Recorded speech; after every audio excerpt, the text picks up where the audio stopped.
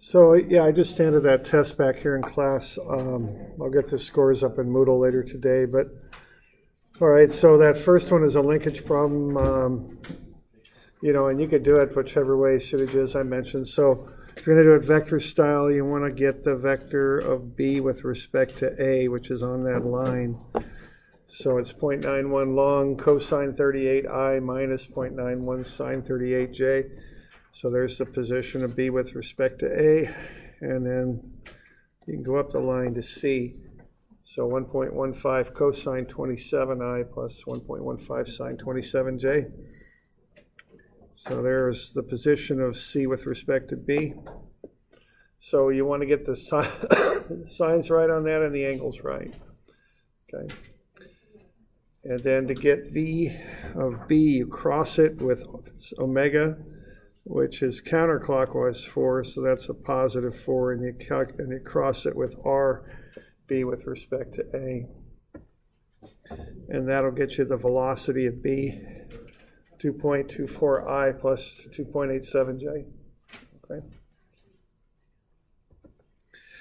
And then you do the same thing. So what you got there for that vector is it's going up that way, so positive x, positive y. And then the relative motion vector is doing that. So when you do the cross, you got an unknown omega in there, and you cross that with 1.02, 0.522. And so you get negative 0.522 omega I plus 1.02 omega j. And then you just throw them all into a vector equation. 0i, because VC is not going in the x direction, plus VCJ is 2.24i plus 2.87j, that's VB. And then VC with respect to B, you don't know, but you know it's negative 0.522 omega I plus 1.02 omega j. So take the I equation, solve for omega, 4.29, pop that back into the j equation. You get 7.27. So there's the first one, vector style.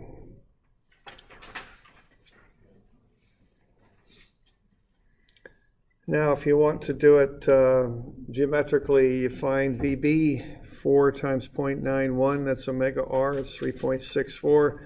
And you know that it's going up right like that. And you know the angle is 90 minus the 38. So that's 38 right there.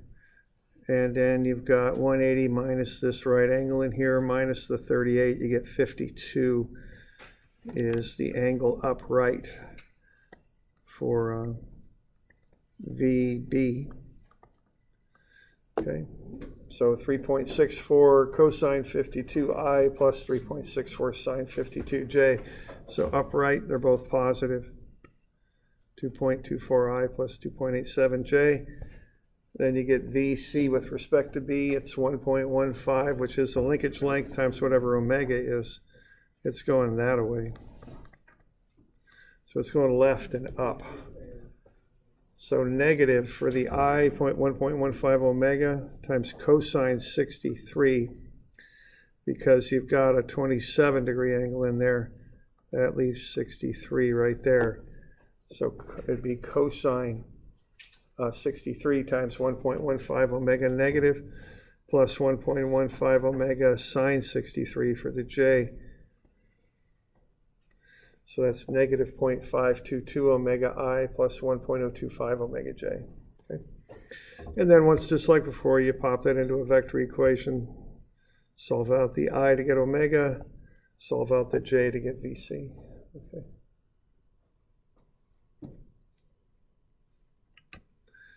And you can also do it with the instantaneous center method. You find VB 3.64 just like before. Then you find where the instantaneous center is. It's right there. Okay. So you then do the lost signs to find the lengths of the three sides of that green triangle there. So the side up top, the long one is, whatever the heck it is, CIC is 1.693. And then the shorter one from B to the IC is 0.848. So then you know what VB is. So you take the 3.64, divide out that 0.848, and you get 4.29. And then once you've got that, you multiply that by the 1.693, and you get 7.27. So there's lots of ways to solve that, but you get the same omega and the same V regardless of how you do it.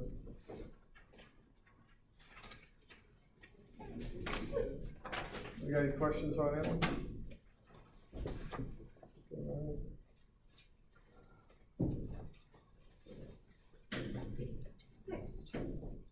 So that's that one.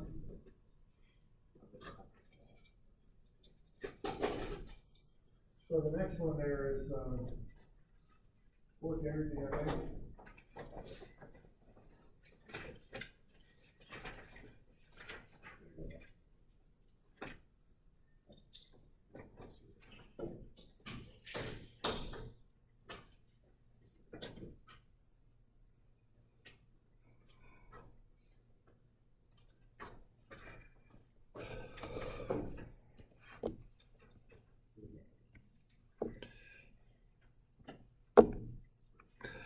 All right, so you've got, for the next one there, it's just got a collar going on a horizontal rod. So you want to find the length of the spring. It's 1.06 along the hypotenuse there.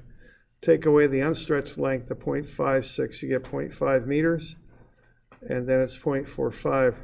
When it's at B, take away the 0.56, it's compressed 0.11 meters. Okay, then you can build a table. There's no potential energy because it's on the flat rod horizontally. We got that up arrow right there. And then you do the spring energy, 1/2 ks squared, so that's 7.51 at A. And then the kinetic energy is 1/2 mv squared because we got the 1.1 meters per second. And that's 1.69. Add them up, you get 9.2. No friction. So the work's 0. So you got 9.2 to work with, no potential. Spring energy there is 0.336.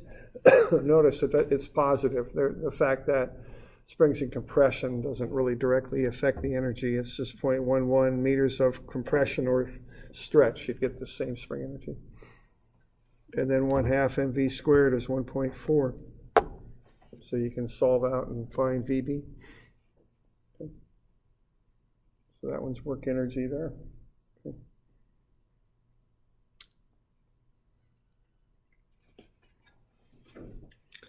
All right, good on that one. All right, the next one, you want the weight, 5.1 newtons. Now what we're doing there, we got that thing on a 21-degree ramp. So what you want to do is to find the component of the weight normal to the ramp. So if the weight's doing that, you want that angle right there. We got 21 here, which means we got 69 there in a right angle. So what we end up with, I know I'm writing a little small here, but the gist of it is to get the normal, you want cosine of 21 is what you want. Okay, that's the angle you want to work with to get the normal force. Seemed like there were some problems, with that. Some people were using sine 21 or cosine 69, I guess that is. Yeah.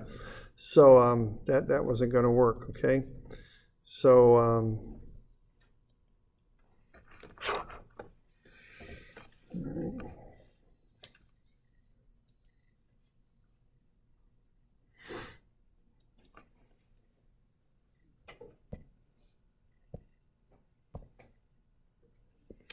So the geometry on that looks kind of like that. You've got 21 degrees here, then you've got a block, and then you got the weight going straight down. Well, that makes a right angle there, so that leaves 69 here. So that makes 69 there. And then you're going to find this component of the weight, because that's what this is here. It's the weight. That's 21 again. So what this is the weight times cosine of 21. Okay, So that's how you find, you're going to use that to get the normal,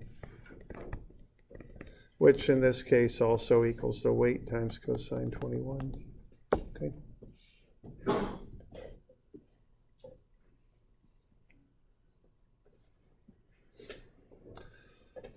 All right, so that gets you 4.76 plus the normal force gets you 4.76 for the normal. Multiply that by the friction, it's 0.381.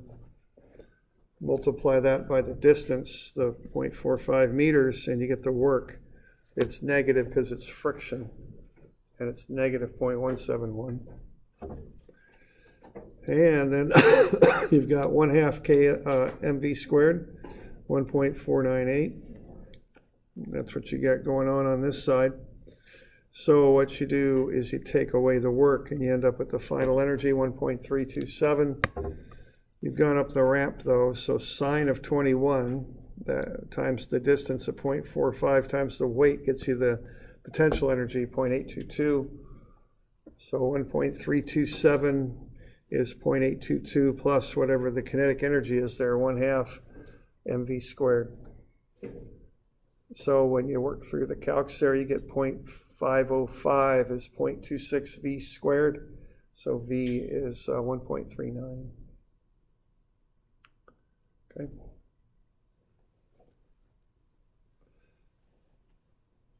So we good with that business there? Any questions on that? Okay.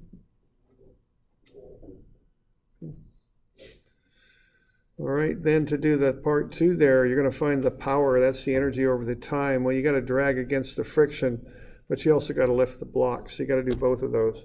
So 1.171 for the frictional, for the work there, the frictional work, plus the potential energy at 0.822, and that's done in 0.3 seconds. So you get 3.31 watts. Okay, that's the power.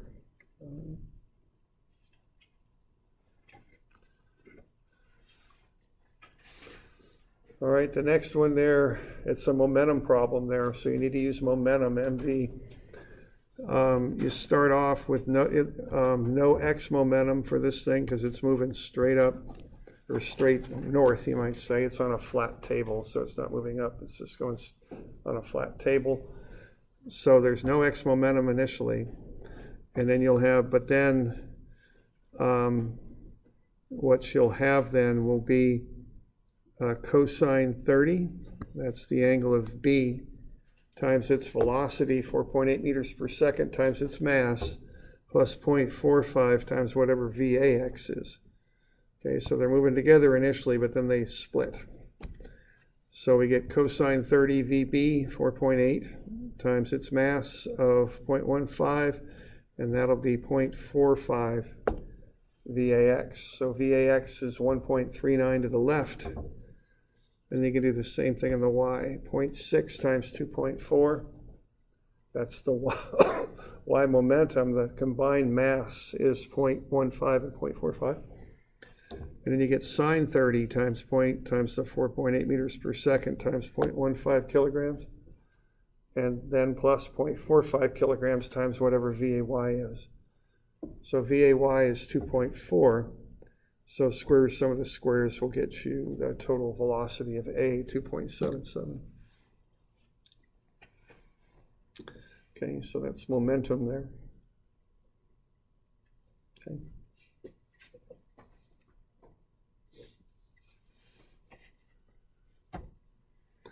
And then the last one is an angular momentum problem. It starts from rest, so there's nothing to begin with, but you're going to apply the 0.3 Newton meters over 4 seconds. So that's 1.2 for the angular impulse. And that's going to be D, which is 0.24 for block A, times its mass, 0.44, times its velocity. You can express the velocity as the 0.24 offset times theta dot. So 0.24 meters, 0.44 kilograms, 0.24 theta dot for the velocity. And then you got the same sort of thing with B, 0.51 meters, 0.62 kilograms, and 0.51 theta dot. Add everything up, you end up with 1.2 is 0.1866 theta dot. Theta dot is 6.43. radians per second, which you can multiply by those offset distances. 1.54 meters per second and 3.28. Okay. You doing all right with that? Okay. All right. So that's the second midterm there. So when you're in dynamics here, if you in the Moodle page, just pull on down here to the downloads, and there's a spreadsheet called Grade Calculator. You can open that thing up. And there we go, maybe, yeah, there we go. All right, so what we got here is you enter the scores in up top. So if you're doing all your homework, you ought to have a pretty good score in that. Let's say 92 or thereabouts.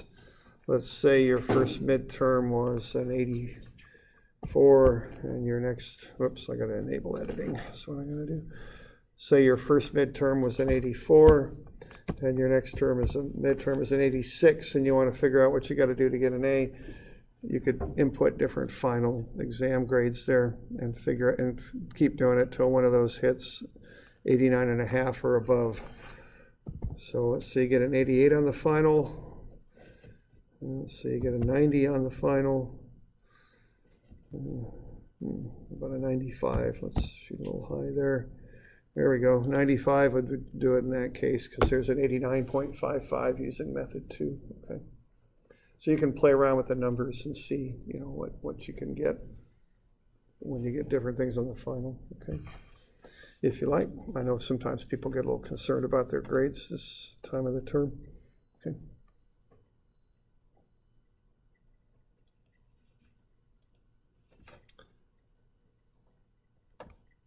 All right, so that's that stuff there.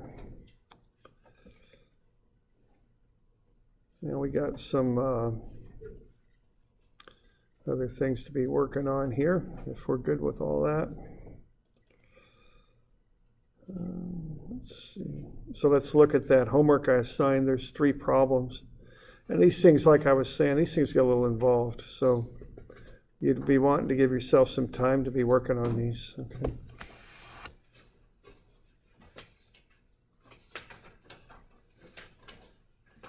So these are the rotational problems.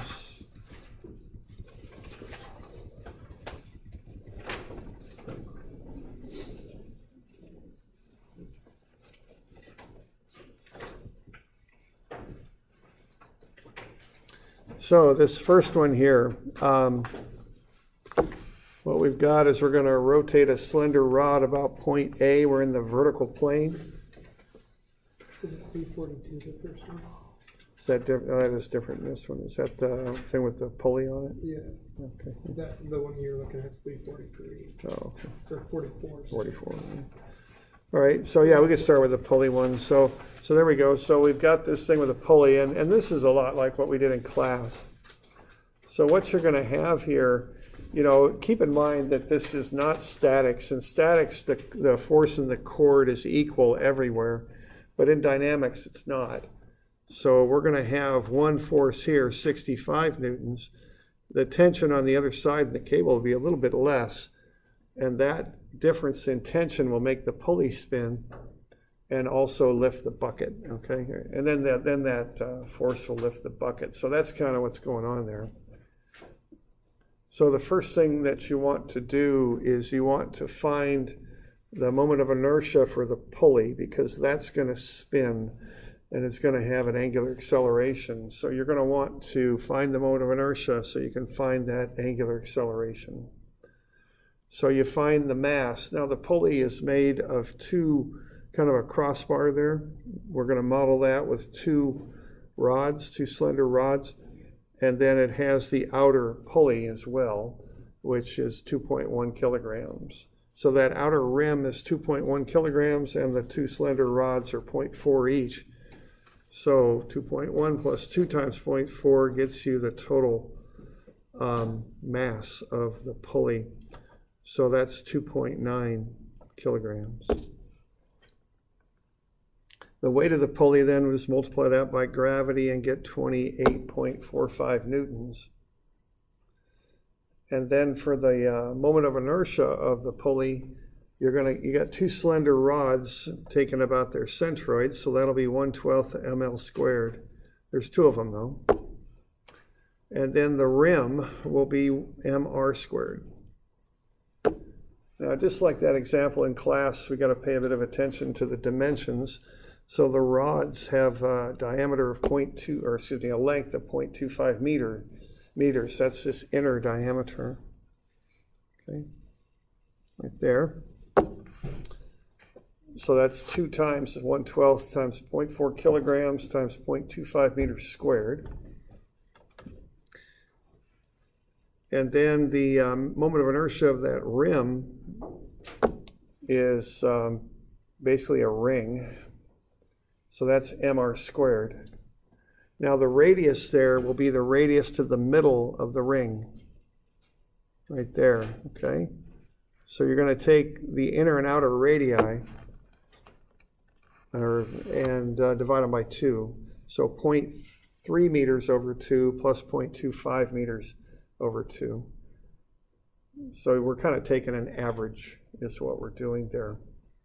So let's see. Yeah, so what you're doing there is you're taking, and I don't know if I've got that worked out quite right there, but we really were working with radii, so we're going to go 0.15 plus, that's half of 0.3, plus 0.125, that's half of 0.25, and then add those up and divide by 2, and that's where the 0.1375 meters comes from. Okay, that's the radius to the center of that rim there. Okay. So we'll take that and square it and multiply it by the mass, and that'll be the moment of inertia of the rim. And add the two together, and we'll get the total moment of inertia of the pulley. It's 0.04387 kilogram meters squared. Okay.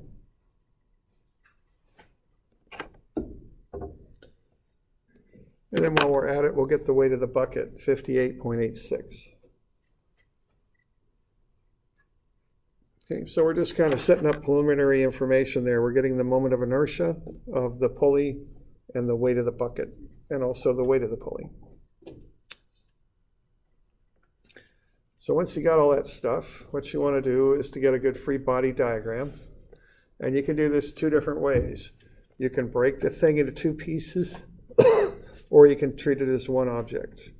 If you break it into 2 pieces, what you do is you look at m equals I alpha for the pulley with a no slipping assumption there. Okay.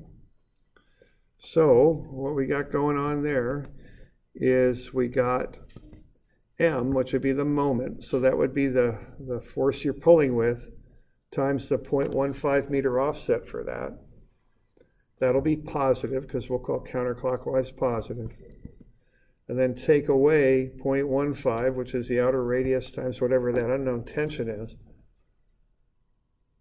And that will equal I, 0.04387 times alpha. But I don't want to have too many unknowns in here, so I'm going to assume no slipping on the pulley. So that rope and the pulley's motion are linked together.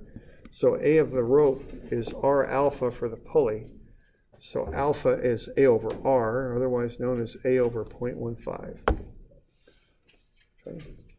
So we got the net moment on the left is equal to I, 0.04387, times alpha, which is A over 0.15. So we get that reduced down to 9.75 minus 0.15 T is 0.2925 alpha A. Then I solved it for T. And I get T is 65 minus 1.95A. Okay. So that gets me one equation with 2 unknowns, the tension and A. Okay. And I'm just analyzing the pulley to investigate its spinning. I'm relating the net moment to alpha there, using m equals I alpha. Okay. Now I do a second analysis of the bucket. So F equals MA, the force is the tension up minus the weight, and that'll be 6A. So I can solve that for the tension, 58.86 plus 6A. So now I can run the two equations together. So the 58.86 plus 6A is 65 minus 1.95A. So I can collect terms. So 7.95A is 6.14. So A is 0.772. Okay, so that's how you'd find the acceleration there. So one equation for the pulley, which is M equals I alpha. A second equation for the bucket, F equals MA. Static stuff on the left, dynamic stuff on the right, and be careful about your signs. Okay?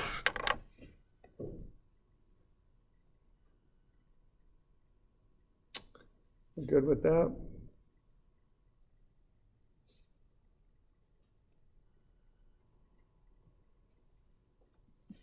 Okay. Now, you can do it a second method. You can put everything into one big equation if you like. Treat the system as one object. You have to kind of do a little bit of a trick there to do this, but you can, okay? So we're going to get sum of MA on the left. That will be the pull on the left, the 65 times 0.15, minus the weight of the bucket on the right, 58.86 times its moment arm, 0.15. So that's the moment. Counterclockwise is positive. And then you kind of combine the motion of the pulley and the bucket together. For the pulley, you've got I alpha. Alpha is A over 0.15, just like before. The bucket will be 6, the mass, times the unknown acceleration, times its offset from the center about which everything's rotating. So that's 0.15 meters right there. Okay. Now we're doing it that way because this is a rotational equation. It's a moment equation. You can't just throw 6A into that thing because that's a linear MA equation, okay? So I make it 6A, the mass times acceleration times a moment arm. That way everything matches, everything's a moment. Okay. Now we also want to notice here that the moment due to that weight is negative because it's clockwise. But the acceleration moment, the 6A times 0.15, it's accelerating up. So as we come around, that will get us a counterclockwise motion there. So that's positive. So pay a little bit of attention to the signs on those, okay? So it's negative on the left because it's the weight pulls down and that's clockwise. But the acceleration of the bucket's up. So that's counterclockwise. Okay? So perhaps a little bit more complicated equation there, but you get to the acceleration a little quicker. Okay?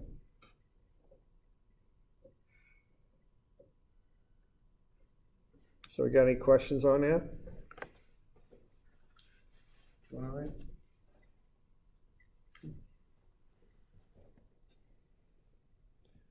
So that's the first one. Now the other two get a little bit involved, but I guess this stuff gets a little involved sometimes. So here we go. So the next one is this rod rotating about that pin joint down there on the lower left. So up at the top there, we're kind of doing the preliminary information. So what we got there for the preliminary information is the weight of the rod, which is the 7.2 mass times gravity, so that's 70.63 newtons. And then we've got the moment of inertia of the rod about point A. So when we're finding that moment of inertia, we're not going around the center of gravity, we're going about point A on the bottom left. So there's two ways to do that. You can go 1/3 ml squared, or you can go 1/12 ml squared plus the mass times the offset distance squared. You can do it either way, and you'll come up with the same answer regardless, 6.936 kilogram meters squared. Okay, so you could do that either way. Let me write that.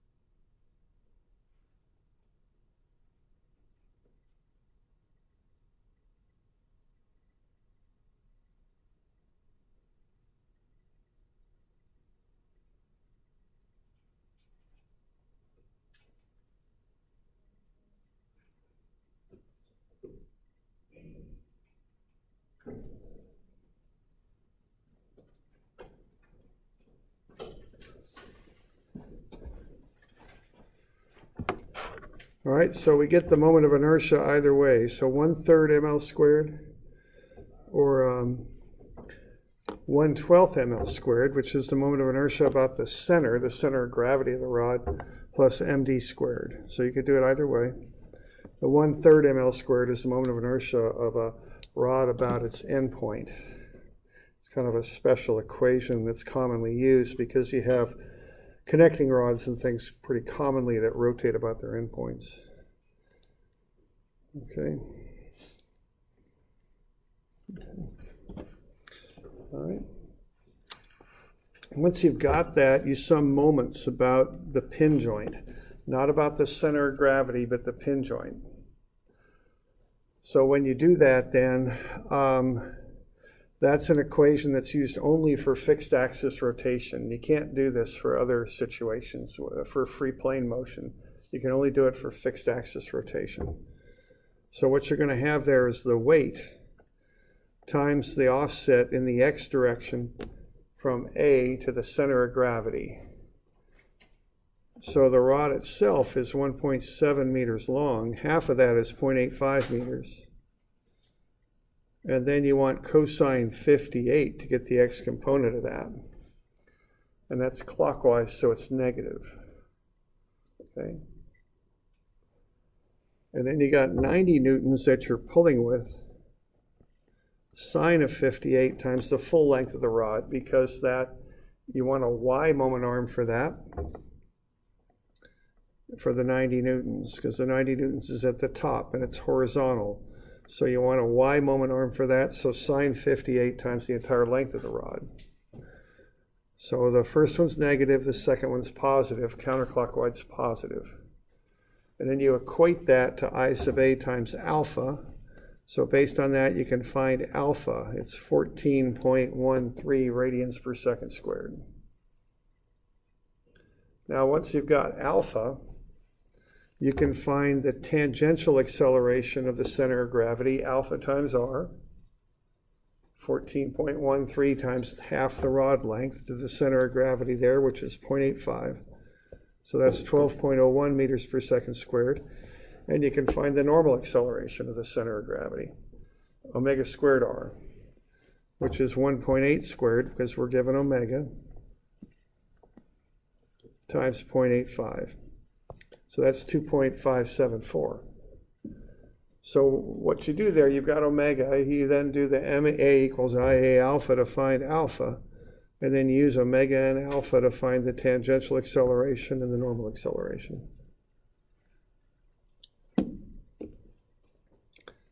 All right, so once you've got that, you can go F equals MA, okay? And we're going to do that in the X and Y directions to finish this thing up.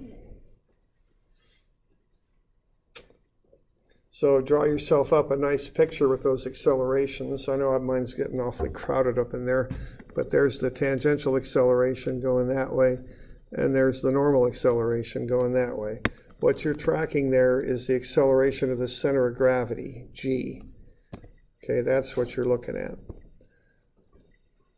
You're going to have the reactions at A, and then you've got the weights and forces that you're applying. Okay? So those are the things that you're analyzing when you do F equals MA. Okay? So F equals MA, I just went ahead and called X left positive because I'm pulling that way and the thing's accelerating that way. So 90 to the left plus whatever RAX is. I guess I'm assuming that's to the left also when I call it plus RAX, is the mass times the tangential acceleration, which is 12.01. And that's going up at a 32-degree angle, up left. So I'll use cosine 32 for that to get the x component. And then I'll go plus 7.2 kilograms times 2.574. That's the normal acceleration times cosine 58. Okay, so that's the x component of the normal acceleration. So 90 plus RAX works out to be 83.84. So RAX is actually to the right. It's 6.16 newtons.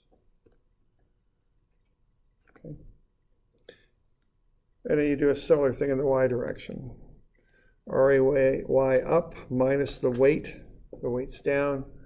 And then you got 7.2 times 12.01 times sine 32. And that's the y component of the tangential acceleration times the mass. And then 7.2 kilograms times 2.754 meters per second squared times sine 58. That's the y component of the normal acceleration of the mass. So that one's down, so that's negative. Add everything up, you get RAY is 99.6 newtons. So a little bit of trig on that, because you've got the tangential acceleration up left at 32 degrees and the normal acceleration down left at 58 degrees.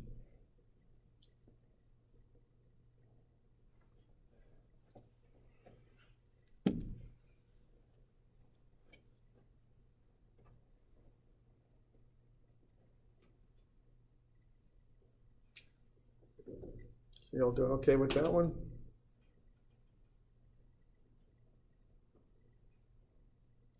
So on that one, the kind of the flow chart on that thing is get the basic information, the weight, the moment of inertia about A, because they're going to rotate about A.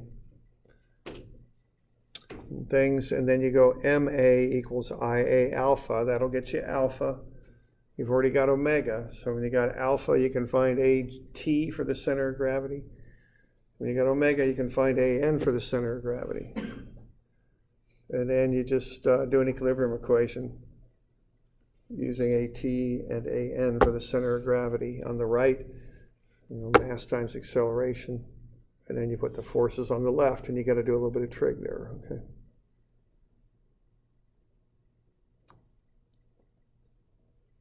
All right. The last one is similar. It has complications in that it's a two-part mechanism. It's got two pieces to it. It doesn't have the trig, though. But you got to deal with the two-piece thing, the plate added to the cylinder. So, but the flow chart's kind of similar here. You want to find the weights and the moment of inertia. So the weight is just 8 kilograms times gravity and 6 kilograms times gravity. So 78.48 and 58.86 newtons. And then you find the moments of inertia of the plate and the cylinder, each about their own center of gravity.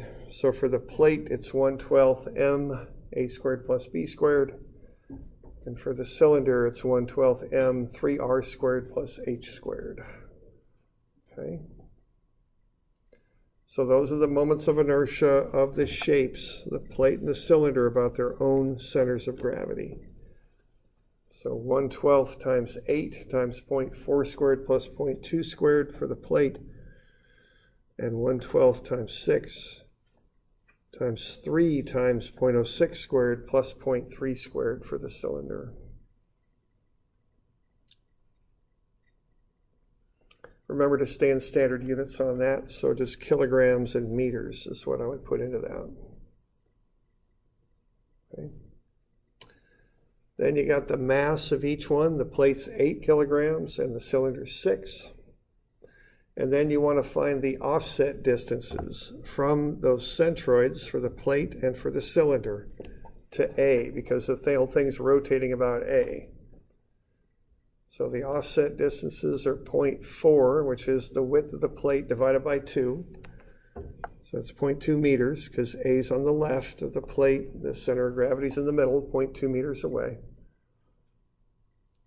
And then for the cylinder, it's 0.4 plus 12 centimeters, 0.12 meters over 2. So that's 0.46. So that's the distance from A to the centroid of the cylinder. So then you do the transfer axis piece. You take the mass times the offset distance squared. 0.32 for the plate, 1.27 for the cylinder. And then you just add everything up. Okay, so IG 0.1333 plus MD squared 0.32 is 0.45. And for the cylinder, IG is 0.0504 plus MD squared 1.27. That's 1.32 for the cylinder. And then add the 0.45 and the 1.32 and you get 1.77. So that's the moment of inertia of that assembly about point A, which is what you want because the thing's going to rotate about A, and you want to find alpha is what we're trying to do here. Okay.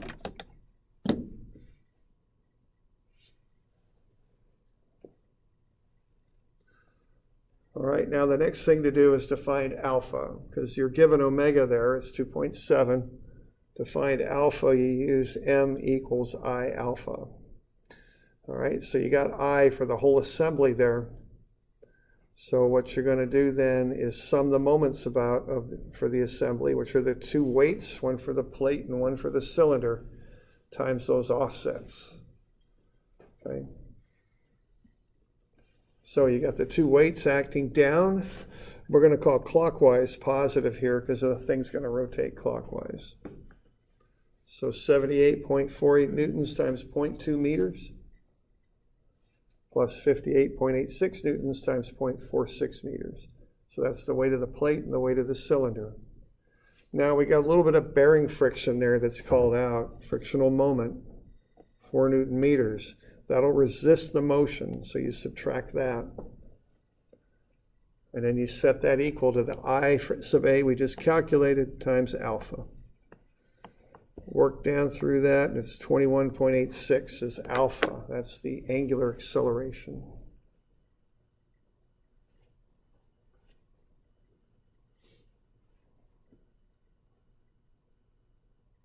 Okay. So now we got alpha, we got omega. You can find the accelerations of the centers of gravity. The tangential is alpha r, and the normal is omega squared r. R is the distance from A to those centers of gravity. So we got alpha at 21.86, omega is given at 2.7, and then we got the plate, and we got the cylinder. So you take alpha, 21.86, times the distance from A to the center of gravity of the plate and the cylinder. And then you take omega, which is 2.7, and you square it, multiply it by the distance from A to the center of the plate and the center of the cylinder. So 21.86 times 0.2, that's AT for the plate. 21.86 times 0.46 is AT for the cylinder. AN is omega squared, 2.7 squared times 0.2 for the plate, and 2.7 squared times 0.46 for the cylinder. So that gets you all those accelerations. Okay. Tangentials go down, the normals go to the left. Okay. So if you got the omega and alpha, you can find these accelerations.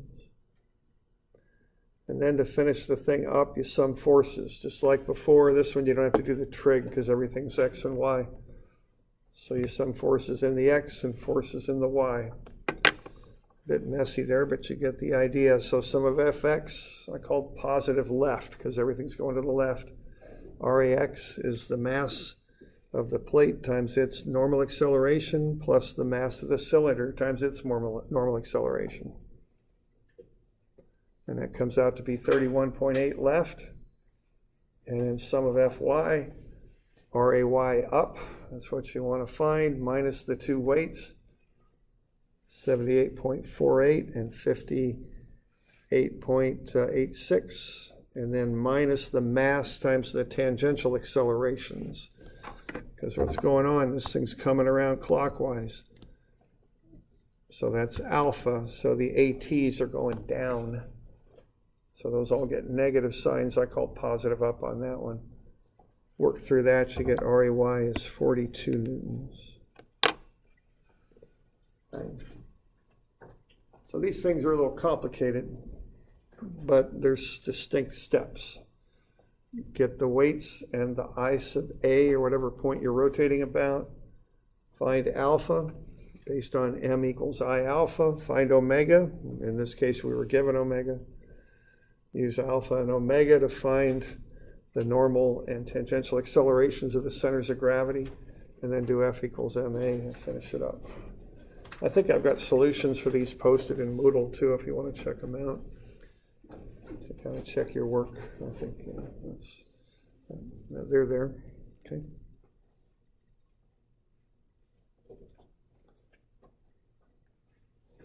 Doing all right. A lot of stuff there, but okay. Now to finish up here, next week's our last week, so we'll cover free plane motion on Monday. And we'll go over some rotation and free plane motion. These things are a little tricky, so I like to go over them a little bit Monday and Wednesday. I'll get you a final review next week, maybe Wednesday or something. We'll look it over on Friday. Okay.